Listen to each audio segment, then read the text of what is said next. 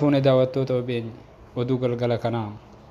Muummichi ministeeraa Dr. Abiyyi Ahmad guyyaa eedaatirraa eegalee dhibee xiinsammuutiin qabamuudhaan hospitaala Xuqur Ambassaa galee jira.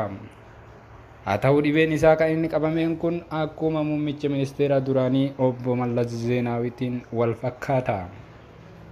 Yeroo ammaa kana ifa artisti kabajamaa Oromoo Haacaaluu Hundeessaadhaa wareegame asitti Abiyyi sammuun isaa tasgabbii waan dhabdeef akkuma Xuqur Ambassaa hospitaala seeneen sammuun isaa akka baqaqfamu dooktorri rifeerii barreessee jira.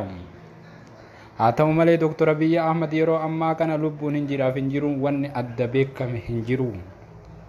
Yeroo ammaa kana miidiyaa uummataa kan ta'e OBN sagalee boqqollootitti ka Dr. Abiyyi nu jijjiirsise sagalee uummata Oromoo bal'aadhaa akka ta'u nutis gaazexeessitoonni OBN irra jiru baga gammaddan isiniin jechuun barbaada.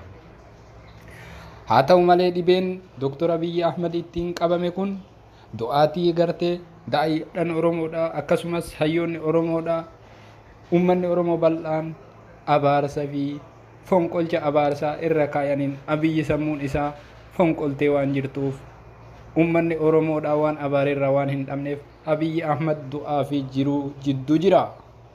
Kana keessaa dhibeen isaa arraba socho'a, ilkaantu waltuma, hin dubbatu, hin nyaatu, hin dhugu waan ta'eef yeroo ammaa kana fincaantu jala yaa'aa jira. Baga gammadne baga gammaddan isiniin jechuu barbaanna. Oduu birootiin hanga walitti deebinutti nagaan nu tura.